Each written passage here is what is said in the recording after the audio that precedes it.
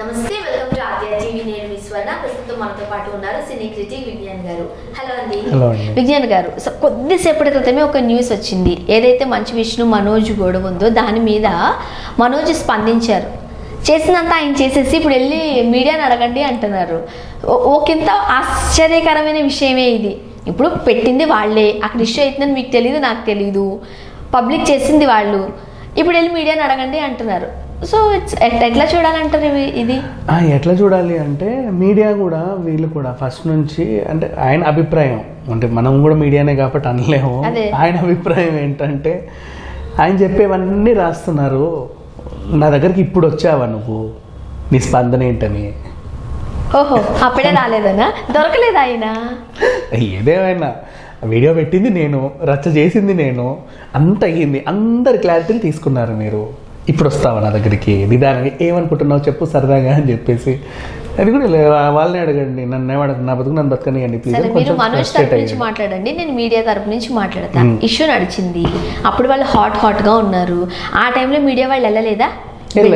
ఇప్పుడు మంచులక్ష్మి ఇంటి దగ్గర మొత్తం మీడియా అంతా ఎట్లా కాసేసి, ఆవిడ హడావిడి వేరు పాపం, కాయడం అయితే కాసింది. బట్ వీళ్ళు అవైలబుల్గా లేరు. ఒక విషయం వెంటనే కూడా మీడియా అంటారు కానీ ఆడిపోసుకుంటారు కానీ మీడియా కూడా ఒక అడుగు వెనక్కే వేస్తుంది. హాట్గా ఉన్నారు కాబట్టి మైక్ ముందు పెట్టకూడదు అనే కామన్ సెన్స్ కూడా మీడియాకు ఉంది. అందుకోసం కొంచెం టైం ఇచ్చి. కానీ ఇట్లా లేదు. నేను సిచ్యువేషన్ ఏంటంటే జరిగిన వెంటనే వెళ్ళి రకేసి చెప్తావా లేదా, ఇప్పుడు నువ్వు ఎందుకు పెట్టావు పోస్ట్ అంటే అదే కదా, కొంచెం గ్యాప్ ఇచ్చి అట్లీస్ట్ అది సద్దువరగా ఇలా జరిగిందని పెద్ద మనుషులు ఇప్పుడు ఎవరో ఒకరు క్లారిఫై ఇచ్చేవాళ్ళు పెద్ద మనుషులు 10 మంది ఉంటారు. ఆ తర్వాత ఫ్యామిలీ దగ్గరికి వెళ్ళి రీసెంట్గా ఇట్లా అయింది మరి ఏంటి దాని గురించి అని అడగవచ్చు కదా.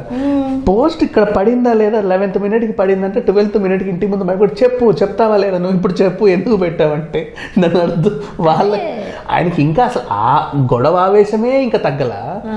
పక్కన నువ్వు వచ్చేసి నువ్వు నాకు ముందు చెప్పు అసలు ఏంటి గొడవ అంటే ఎలా ఉంటుంది?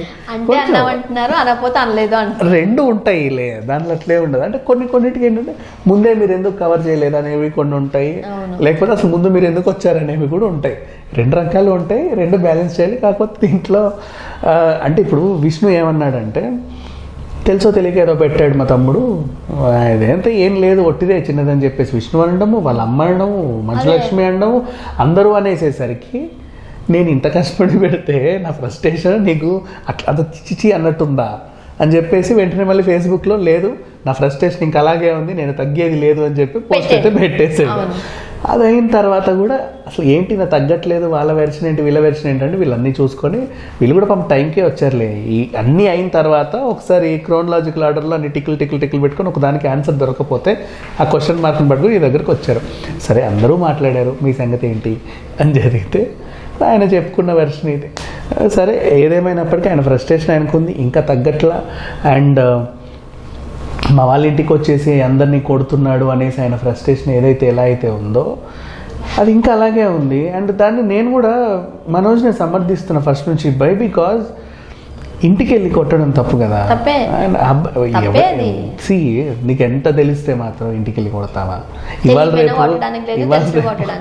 ఇవాళ రేపు టీచర్లు పిల్లల్ని కొడితేనే ఊరుకోవట్లా, స్కూల్ మీద కేసులు వేస్తున్నారు. టీచర్స్ ఎందుకు, పేరెంట్స్ కొట్టిన పిల్లలు గొడవ కేసులు పెడుతున్నారు. పేరెంట్స్ కొడితేనే ఊరుకోవట్లా, మరి అలా కొడతావా ఇంత రాక్షసత్వంగా అని చెప్పేసి. అమ్మ సొంత కన్న తల్లి తప్పు చేస్తే 2 వాతలు పెట్టింది అనుకోండి, వీడు చూపించాడు ఒక కసాయి తల్లి, కారుణ్యం లేని తల్లి. ఓకే, కసాయి తల్లి లేదు, అట్లాంటి వాళ్ళు కూడా ఉన్నారులే, అది వేరే వర్షన్.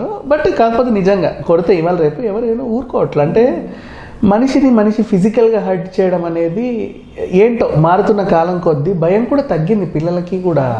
ఇప్పుడు ఒకప్పుడు ఏంటంటే అమ్మో 2 మార్కులు తక్కువ వచ్చాయి మరి ఎట్లా వెళ్ళాలి, నాన్నగారు ఏమంటారో, ముందు ఇంటికి వెళ్తే అమ్మ కనిపిస్తుంది నాన్న కనిపిస్తుందా, 6 గంటలకు నాన్న ఆఫీసు, సరే మనం తొందరగా వెళ్ళి దూరి తలుపేసుకొని లోపల కూర్చుంటే వచ్చింది లేదు పోయి, లేదా వెంటనే స్నానం చేసి ట్యూషన్కి వెళ్ళిపోవాలి. ఇప్పటికీ మీరు ఒకసారి ఆలోచించండి, ఎప్పటికీ ఇంట్లో అరిచారనుకో ఆ సందు వెనక్కో ఈ తలుపు వెనక్కో పరిగెట్టడం ఈ మంచం కిందకో ఉంటుంది. ఎవరికైనా భయం అనేది ఎప్పటికీ ఉంటుంది, మన పిల్లలకు లేదు అది. వచ్చేస్తావా కొట్టేస్తావా. ఇప్పుడు జనరేషన్ లో ఏంటంటే ఏరా మార్కులు అంటే అంటారు, అంటే అది అసలు మాట్లాడట్లా జనాలకి.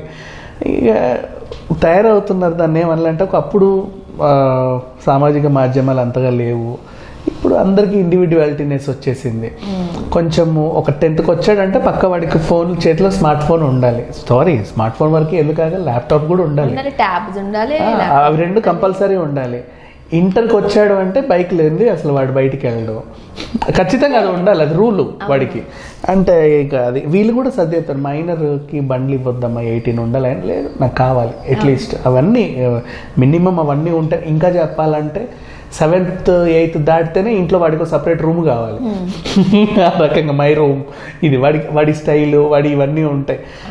వీళ్ళు కూడా ఎంకరేజ్ చేస్తున్నారు, వాళ్ళు కూడా అలాగే తయారవుతున్నారు. ఇవాళ రేపు హౌస్ కట్టేటప్పుడే పిల్లలకు ఒక గది, వాళ్ళకు ఒక, ఇంతకుముందు అట్లా ఉండేవి కాదు కదా, అందరు కలిసి ఉండేవాళ్ళు. ఆ భయం అట్లాగే ఉండదు. రాత్రిపూట లేచి నీళ్లు తాగాలన్నా కూడా నాన్న ఎక్కడ లేచి తిడతాడో ఏరా అంటాడేమో అని భయపడే వాళ్ళు ఉన్నారు. నాకు తెలిసినంత వరకు గొప్ప గొప్ప వాళ్ళ ఇళ్లలోనే సెపరేట్ బెడ్రూమ్స్ కానీ, లేదంటే పిల్లలు ఎంత ఎదిగినా సరే అమ్మ దగ్గర నాన్న దగ్గర పడుకోవాల్సిందే. సో ఇట్లా రకాలంగా ఉన్నప్పుడు కూడా సరే, ఇప్పుడు వీళ్ళ ఇంట్లో గొడవ జరిగింది కాబట్టి ఒకరింటికి వెళ్ళి మాత్రం కొట్టడం 100% తప్పే. అది ఎటు చేసిన ఆ మిస్టేక్ ఆయన చేశాడు, అదే మనోజ్ పోస్ట్ పెట్టాడు. ఇప్పుడు మనోజ్ని నువ్వు మంచు విష్ణు బ్రదర్లా కాకుండా ఒక మనిషిలా చూడు, ప్రైవేట్ మనిషిలా చూడు. ఆయన చేసిన తప్ప, నువ్వు ఇక్కడొచ్చి కొడుతున్నాడు, తీసి పెట్టాడు, ఏం చేశాడు, వాట్స్ రాంగ్ అంటే నువ్వు మన ఇంటి పరువు నువ్వే తీసేస్తాడు. మన ఇంటి పరువు నేను తీలా, వాళ్ళ ఇంటికి వచ్చి నువ్వు తీసావు ఫస్ట్. ఆ మిగిలింది ఏమైనా ఉంటుంటే నేను తీసా తర్వాత సంగతి. కానీ ఫస్ట్ ఇక్కడికి వచ్చి ఆ కాలనీకి వచ్చి ఆ కాలనీ అంతా చూస్తుండగా అందరూ వచ్చి ఏం జరుగుతుంది అంటే నువ్వు అక్కడ గుమ్మం దగ్గరే గొడవ. మళ్ళీ జస్ట్ ఆ కిటికీ మీద పిల్లల షూలు అవన్నీ కనపడుతున్నాయి, జస్ట్ గుమ్మం దగ్గరే నువ్వు అంత గొడవ చేస్తే మళ్ళీ ఆయన నీకు సంబంధం లేదు, నువ్వు పని ఇచ్చినంత మాత్రం కొట్టే అధికారం నీకు ఎవడిచ్చాడు? సారథిని కొట్టే అధికారం ఎవడిచ్చాడు నీకు? వాళ్ళ ఆవిడ ఊరుకుంటుందా? వాళ్ళ పిల్లలు ఊరుకుంటా? వాళ్ళ పిల్లలకి షేమ్ అనిపించదా మా నాన్నని ఎవడో వచ్చి కొట్టాడని? వాళ్ళు బయటికి వెళ్తేరా మీ నాన్నని ఎవరో కొట్టారంట కదా, ఏమైంది? ఎలా ఉంటుంది అది? ఇంకా చెప్పాలంటే మొన్న రీసెంట్లీ మాలికాపురం అనే మూవీలో ఈ ఇష్యూ గురించి అప్పులు చేశాడు నాన్న. మాలికాపురం అమ్మాయి వాళ్ళ నాన్న అప్పులు చేస్తే ఆ అప్పులు వచ్చిన అప్పులు తప్పించుకోవడానికి మాలేసుకున్నాడు. మాలేసుకుంటే ఎవరేమంటారు కదా అని చెప్పేసి అప్పులైన అది కూడా చూడకుండా మొహాన్న టీ కొట్టి రోడ్డు మీదకి ఈడ్చి తన్ని కొట్టేశాడు. దాన్ని స్కూల్ నుంచి వచ్చిన పాప చూసింది. పాప ముందే చూసేసేసరికి ఆ సీన్, నెక్స్ట్ సీన్ మాలికాపురం మూవీయే, మొన్న రిలీజ్ అయిన సినిమా. దాంట్లో తండ్రి కొండ మించి దూకి ఆత్మహత్య చేసుకుని చనిపోతాడు. పరువు పోయింది అని. ఇవాళ అంటే వాడి గురించే కాదు, కొంతమంది కూడా ఇంటికి వచ్చి అప్పులలో గొడవ చేస్తుంటే ఊరి వేసుకున్న వాళ్ళు ఉన్నారు. కొట్టి వీధిలోకి లాగి తంతే ఎమోషన్. సరే, నీకు వాడికి ఏం రిలేషన్ ఉందో మనకు అనవసరం అది. కానీ నేనున్న టెరిటరీలో నాకంటూ ఒక పరువు మర్యాద 10 మందికి ఏదో ఉంటుంది. ఉప్పుకో పప్పుకో వాళ్ళు మా ఇంటికి వస్తారు, మేము వాళ్ళ ఇంటికి వెళ్తాం. ఫంక్షన్ జరిగితే వీళ్ళందరూ మా ఇంటికి వస్తారు, నువ్వు వస్తావో లేదో మనకు తెలియదు. మీ ఇంట్లో ఫంక్షన్ అయితే మేము ఉండాలి నీకు, అది తర్వాత సంగతి. ఇట్లాంటి సిచ్యువేషన్ అప్పుడు పరువు గల వాళ్ళకి ఇట్లా ఆయన వచ్చి కొడితే తప్పే కదా అది. సో ఆ తప్పు నుంచి ఇంకా మనం జీర్ణించుకోలేకపోతున్నాడు, అది వాస్తవం. ఆల్రెడీ తప్పు జరిగింది, నువ్వు డిలీట్ చేసే నువ్వు బెదిరించినంత మాత్రాన చేసిన తప్పోతుంది. అదేదో ఈయన డిలీట్ చేయ బదులు ఆయనకే ఎందుకు ఇలా చేస్తామని బుద్ధి పెట్టి చెప్పేవాళ్ళు, గడ్డి పెట్టేవాళ్ళు లేరా? ఆయన అట్లాగే వదిలేసి ఇంకే 2-3 ఇళ్ళకి వెళ్ళి కొడతారుగా. అంతకుముందు కూడా అలాగే కేసు పెట్టాడుగా అసలు హెయిర్ డ్రెస్సర్ పైన. సో ఇది సంగతి. సో లాస్ట్ మనోజ్ ఏమంటాడు, వెళ్ళి మీడియాని అడగండి అంటారు. మీడియాని అడగండి ఇన్ సెన్స్ అంటే మీకు నచ్చినట్టు మీరు మాట్లాడేసుకుంటున్నారు, నా బాధ ఏంటో నాకే తెలుసు, నేను ఎక్స్ప్రెస్ చేస్తున్నా. అది మీకు అర్థమైతే అర్థమయ్యేలా తీసుకోండి, లేకపోతే లేదు, నన్ను వదిలేయండి ప్లీజ్. కానీ నేను మాత్రం తగ్గను, చేసింది తప్పే, జరిగింది తప్పే. ఆయన అదే స్టాండ్ పైన ఉన్నాడు. థ్యాంక్ యూ సో మచ్ అండి.